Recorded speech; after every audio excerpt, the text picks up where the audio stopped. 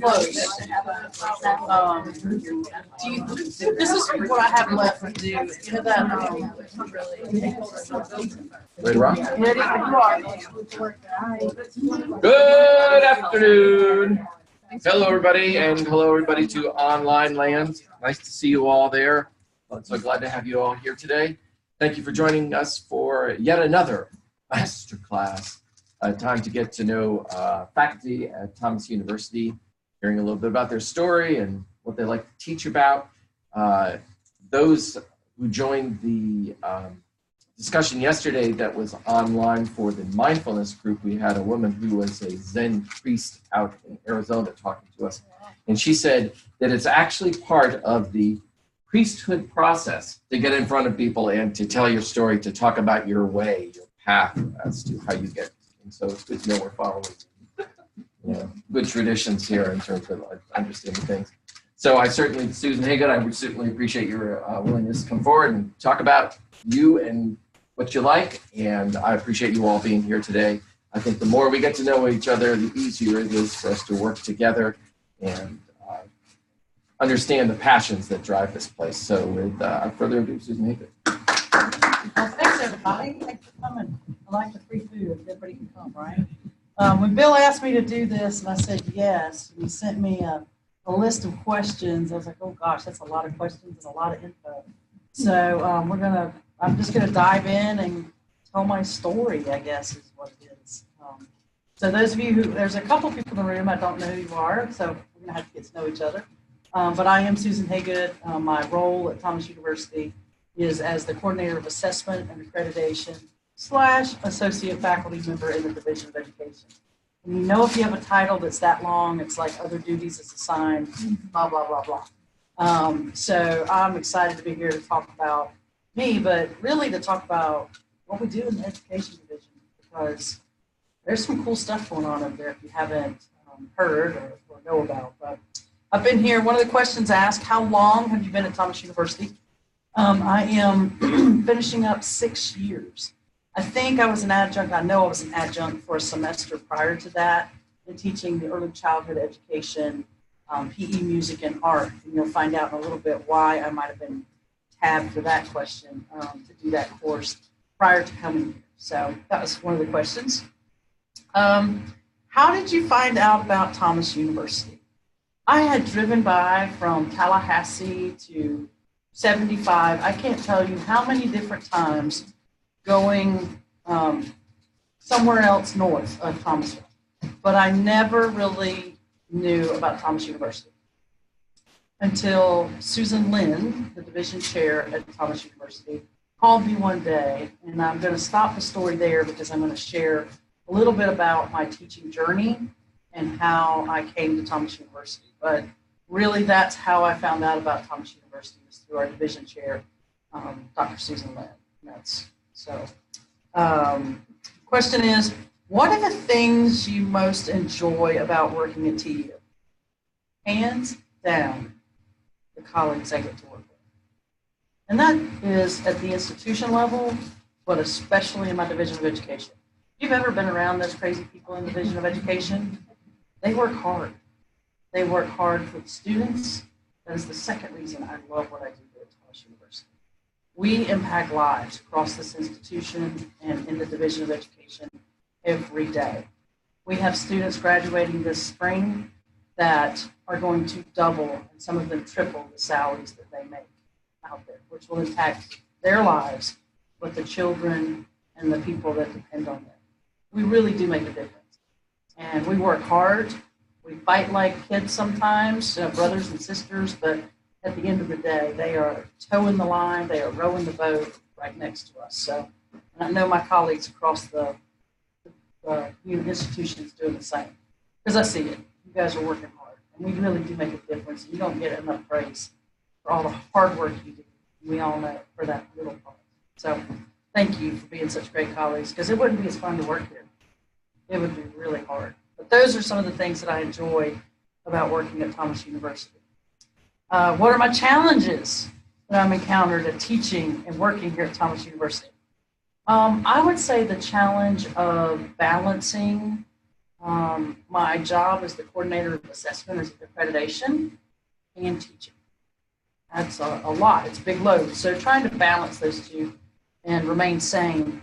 We have over 500 students in the Division of Education, which means as an accreditation person, you have to make sure that you have documentation on those individuals for the state, for the federal government, for your division chair who needs reports, or for the provost, or whoever needs that academic advice. You also have to not only keep information on those students, you have to keep it on those mentor teachers, on the schools that our students are doing their internships in, on principals. It's just crazy the amount of work that you kind of got to keep track of in the accreditation piece, as well as teaching classes. And so I'm lucky enough that I do get some course release time to be able to do both, but it's a lot of work. And I couldn't do it without, again, my colleagues, because I send the email out for data, but they're the ones that kind of help me in that piece to collect it. So those are the challenges that I encounter. And I noticed some of my colleagues nodding their heads, so they probably agree with us there. All right, the big question was, tell us a little bit about your life story. Oh, goodness. Well, that's all of us. When you get to be 51, you got a story, don't you? My story starts in Destin, Florida, at Eglin Air Force Base. When I was a little kid, I really did think I was born in Eggland. It was not until I really saw my birth certificate that I'm like, oh, it's Eglin. It's not Eggland. So my parents let me run with that for a long time growing up because my father was in the Air Force. So we were on the Air Force Base over in Eglin Air Force Base. We moved to a little town in Bartow, Florida.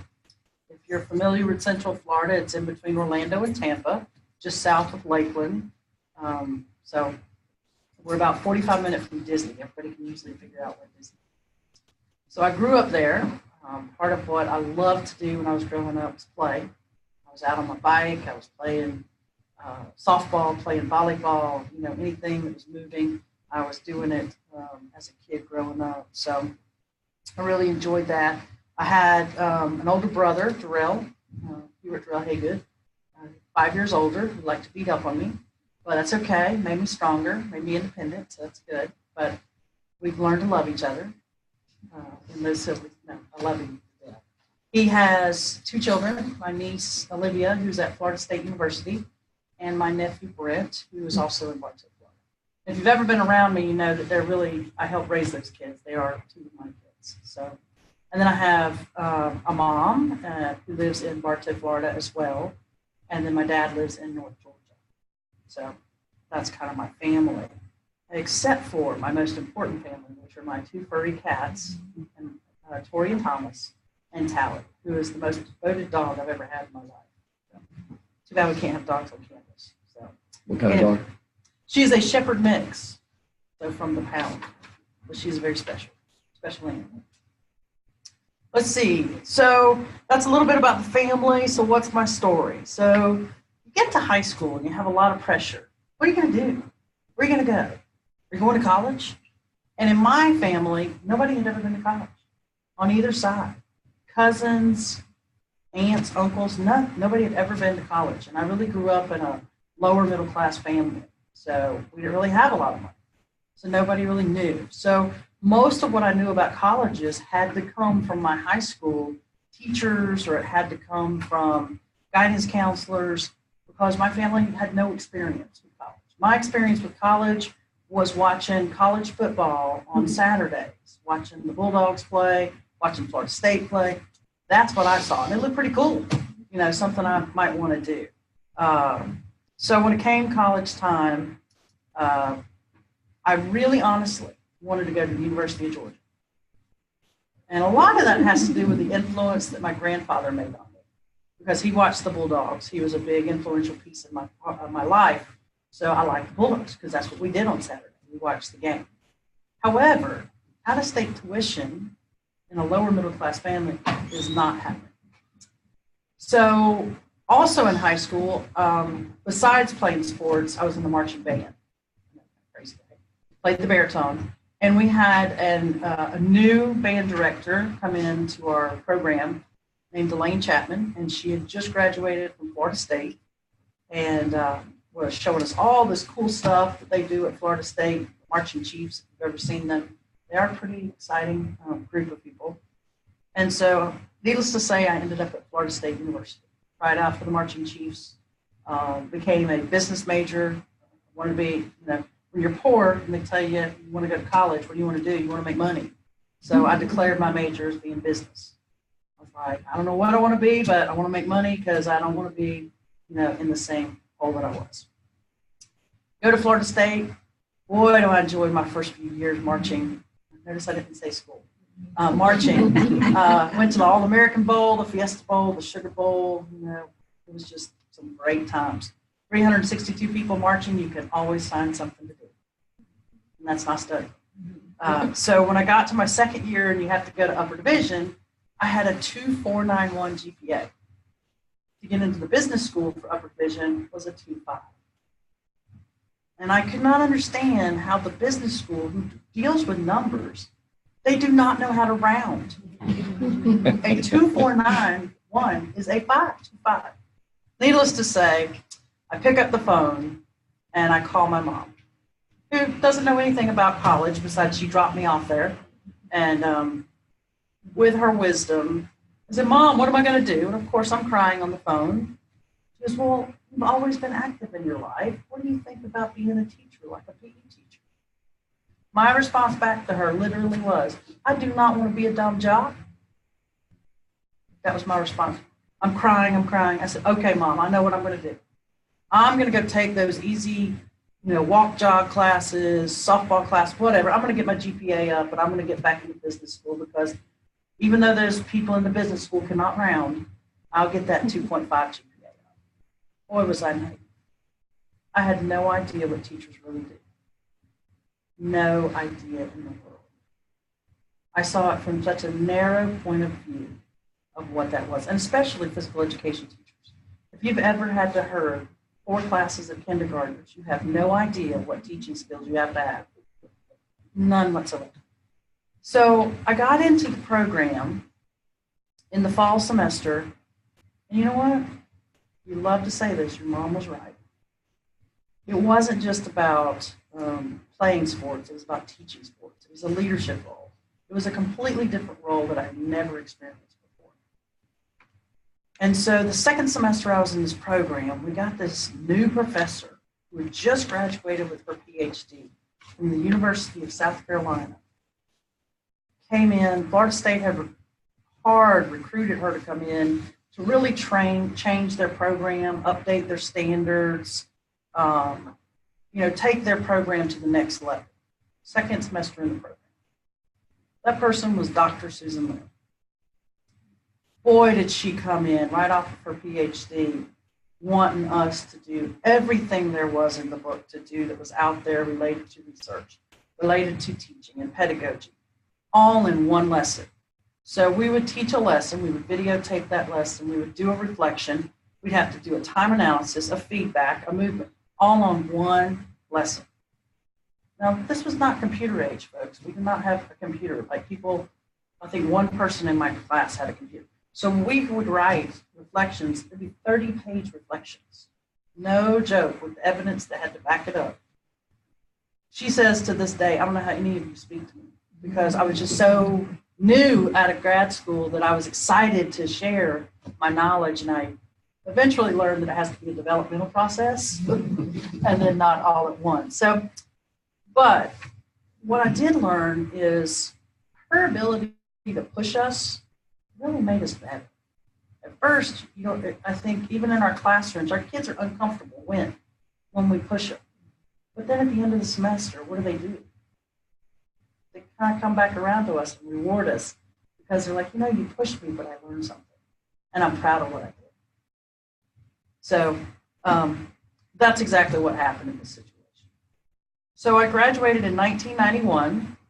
One of the other professors prior to graduation, Dr. Mickey Burton, said one of the best ways to gain experience working with kids, go work at a camp.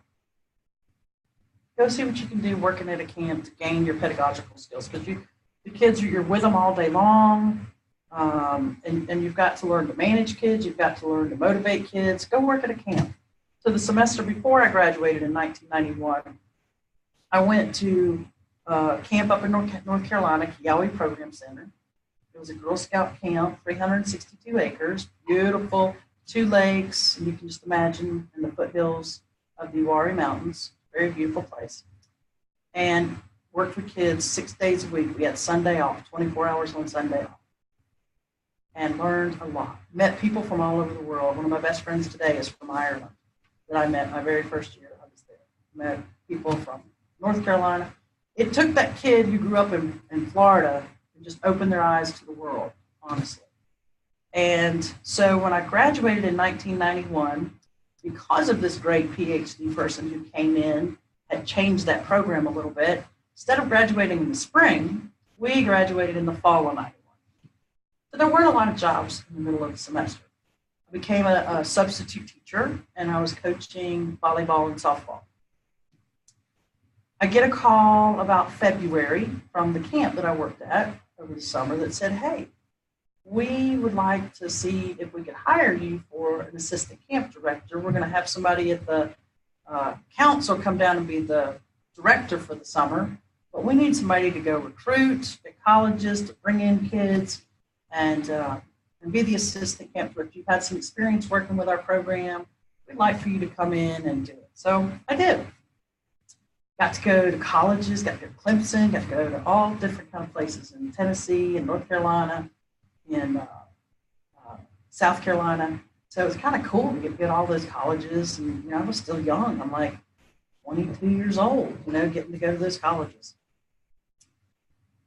Fast forward, at the end of that summer, I went to go interview as Eckerd Youth Alternative, which was a special education camp, to become their director.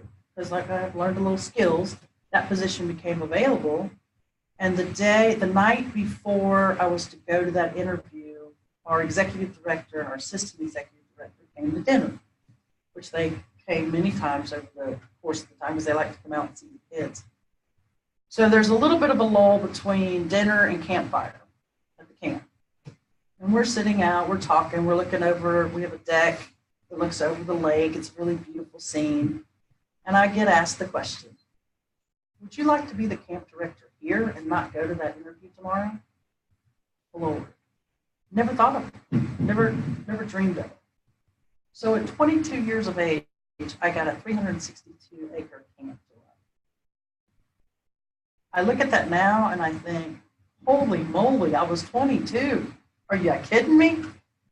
But it influenced my life. It's teaching in a different element, really is what it is. It was year-round, summer and year-round. Fast forward 6 years, because I really love doing that job. How cool it is. You work in your shorts and your tennis shoes, and you get to go outside for lunch and take a hike or whatever you might want to do. 6 years in, my nephew had been born, and now my niece. And they both were living in Florida.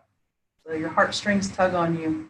I ended up going back to Florida, and I actually became an elementary education teacher at Eagle Lake Elementary. And then I was teaching PE, physical education, and I was also coaching at the high school, softball and volleyball.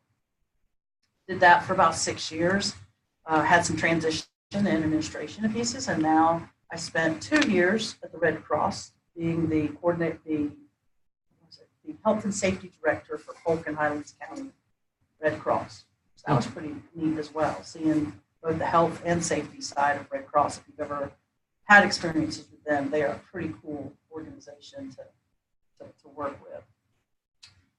So I was still coaching. So one of my students was interested in physical education, was interested in Florida State. So we went on a recruitment trip, and we went to Florida State. And if you've ever been with Susan Lynn on a recruitment trip, you can't tell her no.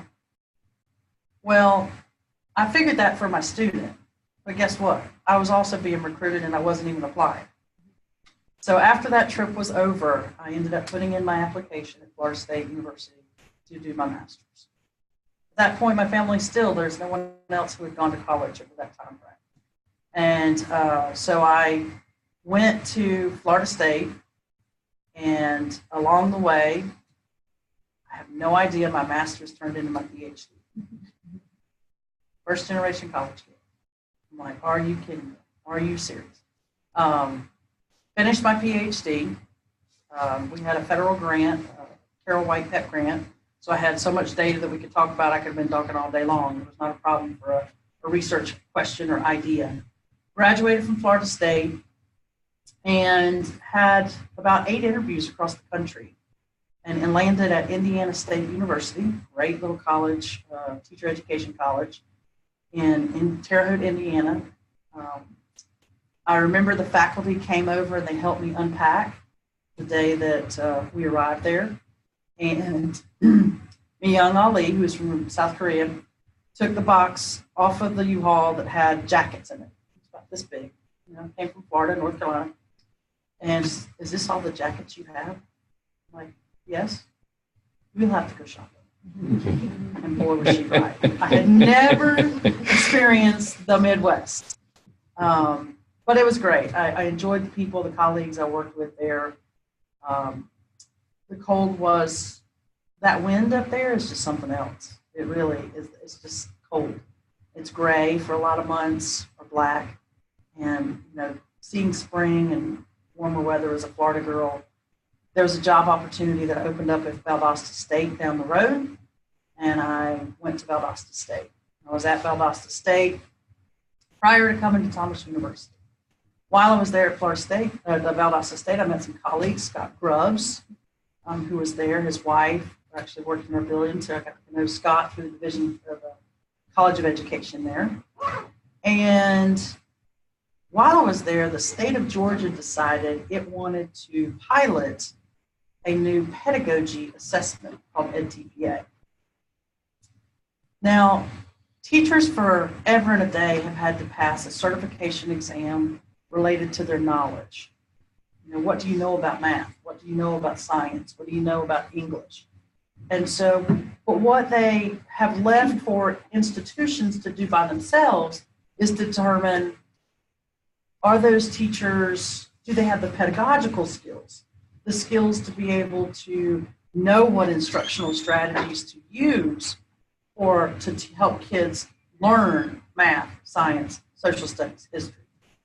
They've left it up to institutions to kind of determine. And as you can imagine, institutions have different kind of ideas about what that should look like and what level that student should graduate with having those skills when they leave. Well, the state of Georgia was considering adopting edTPA. So they picked a few institutions around the state to actually pilot this. Teaching physical education to my students at Florida State, at Valdosta State University. My program director comes to me one day and hands me a packet about that thick and says, have your students do this assessment. I was like, well, what is it? Well, you don't have to worry about it because, it's an assessment. So the students are supposed to read it and do it. Okay. So following directions, I go give it to my students. And my students look back at me and go, what is this? What do these things mean? How do we do this? I said, I don't know. The state's just piloting it, and I'm not supposed to help you. It's an assessment, so we've got to do it. It's $300. The state's paid for you to do this, but you've got to do this test and come back. And I had students I had a couch in my office, if you were in my office at VSU, and they would come in there and just cry. It wasn't even consequential for them. And they would just come in there and cry. And that was a good teacher that didn't sit well with me. So I called up my buddy, Susan Lynn, who's always been a great mentor, and I said, hey, Susan, have you heard about this edTPA thing? She's like, well, and at this time she was at Thomas University. So she had heard about it. She says, but I don't know if the state's going to adopt it yet or not. They're just kind of piloting it. I said, yeah, my kids were part of the pilot. I said, it was awful. It was absolutely awful. I said, I wasn't able to help the kids. The kids were struggling. And you can imagine, they were what they felt like graduating. And she goes, yes. And, well, I've had an opportunity to go be an edTPA evaluator, so then I can kind of evaluate what these students, the scores on the opposite side of things, so I can maybe better understand it professional development wise. She goes, well, you're not a tenured professor yet, and I don't know if that would be really wise right now to spend your time to do that, because you've got to teach really well, and you've got to do that research, and you've got to do all that service. How much are they going to pay you to read a portfolio? I said, well, about $75. She goes, well, how much time does it take to read a portfolio? About 3 hours. She goes, well, that means your time is about $25 an hour. You got to think about, is that something that you feel like would be beneficial to weigh the pros and cons of getting tenure? So the one and only time I've ever really not taken my mentor's advice, of course, I went and did the edTPA training, because my heart was telling me, I got to help these kids. I really have to help these kids. And if I don't know what they're having to do, then I can't help them. Or at least find out what I can do to help them or not help them. So I did the training at a time in Georgia. This is probably 7, 8 years ago now. And did the training in physical education, scored physical education. And I guess, so now 6 years ago, because I've been here 6 years, right? I get a call from this person, Dr. Susan Lynn. Hey, how you doing? I said, I'm doing good. She's like, well, did you see where they adopted edTPA at the state level and it's going to become consequential in the following year? Yeah, I did see that, yeah. Well, I put together a really good team over here at Thomas University, and I'm going to need a person to maybe head that up. She said, and we are working our way through some accreditation issues, and I need somebody that can think about terms to be able to collect data. So I'd like to hire you as our coordinator of assessment and accreditation. I said, now, Susan, you remember you told me not to do this edTPA thing a year ago. She's like, yeah, I know. She said, but you're the expert. There's not that many of you in the state that are actually experts in this area. I need you to come to TU, and I need you to develop our program so you can help our students. I said, well, you don't have a physical education program at Thomas University. What am I going to do? She goes, you have pedagogical skills. Instructional strategies and instructional skills go across all content. Physical education, whether it's math, science, we all teach different content, but we all know how to work kids to get them to learn. And that's the pedagogical piece. So I moved to Thomas University. We're now here. Yes. So that's my journey of, where I came to Thomas University. Kind of fast forward the stories a little bit. Came to Thomas University, had to take a database and put it together so that Jen Hamilton and I came together as faculty members together, and that was a joy. So I was excited to see Jen today. And slowly across the 6 years, developmentally in our Division of Education, our students have been successful because of our faculty together at passing their GACE. Both at our graduate level, with Gail Neal sitting here as our graduate coordinator. She's taken on that same issue with the teacher leadership GACE. But I do find myself now getting calls from lots of different places to help them with their edTPA. I've done numerous presentations. I've been invited by the state. I sit on the advisory council at the state level for assessment in general, not just edTPA, but edTPA is part of it. And we really honestly have worked with our mentor teachers to develop a mentor teacher training that helps inform our teachers, because we were sending student teachers out to do this big edTPA thing. And our mentor teachers were like, we didn't have to do this when we were going through school. What is this? And so they didn't know what they could do or not do with the assessment. And so part of what we really evolved into, and what I presented on last week and Tennessee was, how do you collaborate with P12 partners and help and inform them and do the pedagogical piece so that they don't feel like they're inferior or they have a part to play in it as well. So that's kind of been the evolution of coming to Thomas University, kind of like my life story of where things have gone. And it's probably why you'll know that the topic's going to be edTPA in just a few minutes. So let's see, Bill, how am I doing on your topics? Let's see. So let's talk about edTPA a little bit. I did bring a little brochure. How many in the room, my colleagues will probably say yes, how many in the room actually know what edTPA is? Hey, excellent. And how do you know about edTPA? Mary. You do? Did he have to take it? He did. And what content in your grades? Middle grade. Social studies.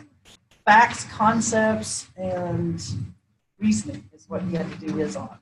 Well, and he passed, I'm sure. Yes, excellent. But I'll be interested, later to hear your story. But I found out that a lot of schools for a while did not know how to support their candidates with edTPA. In fact, there are still some institutions that they have a 4-day boot camp to help unpack for their students edTPA. Still to this day, I see that the most often. They're not, so we're really fortunate that our candidates are passing the edTPA and that they're doing well. So what is it? So edTPA, this is externally scored. So it's, our kids can't graduate and get their certification unless they pass this test, kind of like clinicals, right? It's scored from somebody that is not familiar with TU, not familiar with our students, not familiar with, rural South Georgia and the fact that most of our schools are Title I, all of those pieces. And so our students have to create, it's kind of like a portfolio, but it's a 3 to 5 day learning segment on their content. And they have to plan. Well, the biggest piece about the plan is that it's not just about I'm teaching at students a lesson. It's what do I know about my students? What do I know my students can do academically? What are they still struggling to do? What do I know that they like? Why do you think we want to know what they like? What do you think I'm going to say? If I know what they like, what can I do for them? What can I do for them, Marty? Yeah, I can hook them in, can't I? So they're trying to figure out if these students have learned over the time they've been here that if you know where the students are, they struggle, or if you know where the students need to be excel, then your plans are going to change. Or are they the teacher that just teaches at students? That's a huge difference in this assessment. This assessment doesn't teach at students, it teaches with and for students. So knowledge of students to recognize, I've got to challenge that person. This person needs a language support, or that person needs a visual support, or you know what, my students all love candy. So today we're going to write, since I'm working on with Carolyn right now, proper nouns related to candy, so Twix or Skittles. I'm learning. PE people are learning about proper nouns last night. So anyway, and so they have to plan. They have to show this assessment person that, again, they're not just planning for students or planning at students, they're planning for students. They're showing how those lessons build across the lesson. They're not just giving them practice in a worksheet every day to practice a single skill, that there's a development to what I do day 1 versus day 2 versus day 3, so that we can build those skills. And the big one that always gets everybody is that there is an academic language piece, and recognizing within your classroom that sometimes your language that you're using is very specific to your content. That if you use maybe that language somewhere else, it might mean something different. And so we could have a whole nother hour, 2 hours, week on academic language. so I won't go very much. But the realization that that they would understand as students that there's a language, there's a code that we speak in our language in our classrooms. And do the students understand that language?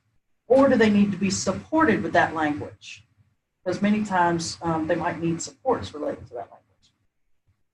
And then the big one, assess. I know when I went through school, assessment was not a big, we assessed, but it wasn't like the high stakes assessment that you see today. So, all right, now I have to show in this plan how I'm going to assess for students.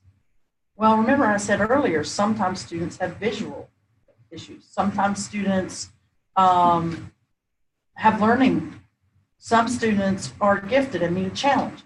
So it's not just that I provide an assessment, that I'm also assessing students at the appropriate level. Just planning alone, that's a pretty big deal to then be able to look at and then assess, have these students learn those skills. Mentor teachers that are out in the field, most of them that I talk to, they're like, we never had to do anything like this when we were going through school. This is at much higher level than what we graduated with when we got our degree. But the supports that Thomas University is providing, we start in the very first class. Scott Grubbs teaches a 316 class, and we have baby steps. The kids don't even know it, and you can't tell them back there in the back of the room. Right, Sarah? Carter? But there are things that are being implemented along the way that they don't even realize that are learning supports, that when they do get to this assessment, and our seniors who just took and got their scores back say they're excited. They're like, man, I look at the room differently. I look at my students differently. They have a confidence level that our students, not that our students weren't confident before, but they can really see a room. And that it tells me that they're really in touch with their students and what their students need and how to assess, how to teach, how to monitor. So part 2 is that instruction. So that was all I'm planning. Part 2 of this portfolio they have to put in are videos. And so the videos, they have to show a positive learning environment with their students. They have to show that students are engaged. It's not just that one person is getting to practice a skill at a time. That they've thought about it and they're getting multiple opportunities to practice the skill. And that they're engaging. The teacher is putting them in a challenging environment, whether it's with the content, instructional strategies, or whether it's with the questioning. But looking to see in this environment, not only is it engaging, is it a challenging environment as well as engagement. Then they have to actually show students' use of academic language. We use the language all the time because we're the content experts.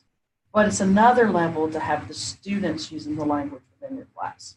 And so that's the other piece that they have to show, either through written discourse or oral discourse, the language that's being used. And it also includes syntax as well. Again, we could have a whole nother session on that if you'd like, but it's a concept. And then I would say teacher feedback is another piece that they have to show, either written or in the video. How are you giving feedback? What does that feedback look like? How does that feedback affect students?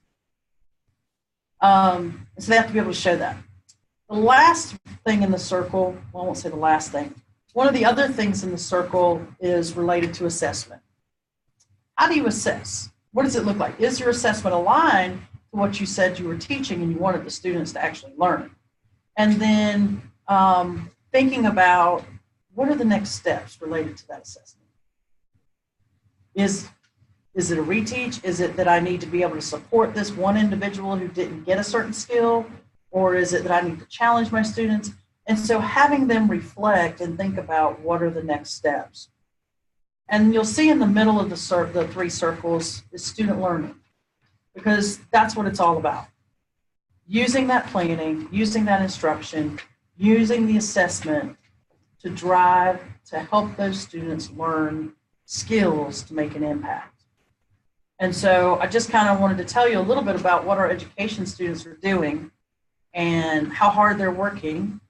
And honestly, Kathy Cowan sitting in the room, more than half of our students right now have a job, and they haven't even graduated in May.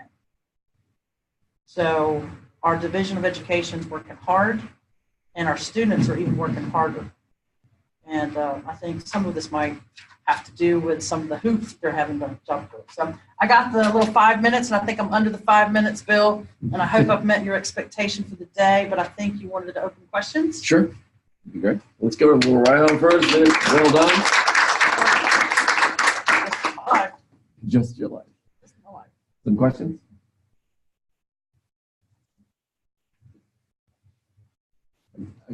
I've had 3 separate conversations with people over the past week about, and this was in Florida, but how one being a teacher who's currently teaching, who wants to get out or go somewhere different because it's so difficult, and 2 others that are looking to get in, and they've had teachers encourage them not to move into teaching because they said it's so difficult with the both student management and the amount of expectations that are put on for test performance.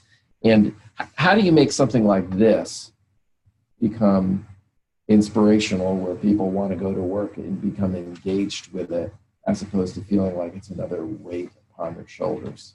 Do you know what I mean? Yeah, I really get that. Not to mention the low pay. Don't forget that, because teachers don't get paid a lot. I really think it's a love of children. You know, it's really difficult.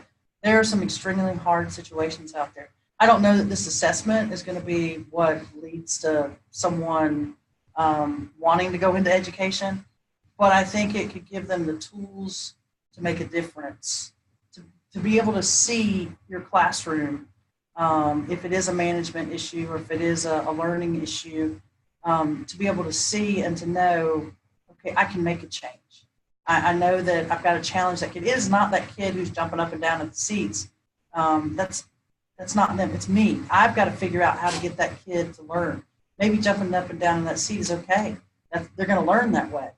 But I think it gives them the tools to potentially navigate some of those hard days. That's what I think. I think success-wise, we've had many principals tell us, and the students, feedback that we are prepared day one. There wasn't anything my first year of school that I didn't feel like TU didn't cover when I left. Now, I won't say that happens at every institution, but I don't really think people at Thomas University realize how prepared these kids really are, and the hard work my colleagues put in to help those kids be prepared. And really, honestly, the kids put in, because they really work their butt off. Good question, because it is hard. The teacher force is getting smaller and smaller and smaller because of the image of teaching. And so I worry about our future in that way. And it's also the perception that students are becoming more and more unmanageable, or they're starting at a lower baseline, so it's more difficult to keep them up. Difficult. Good question. Any questions online? Any other questions here? All right. Well, thanks, everybody. Appreciate the opportunity. Thank you very much, Susan. Appreciate it. So those going over to Faculty Senate, and if you're online for Faculty Senate, that will be a different web link, which should be in the agenda that was sent out, and we'll see faculty over there in a little bit. Thank you again, Susan. Appreciate it. Thank you. Yeah.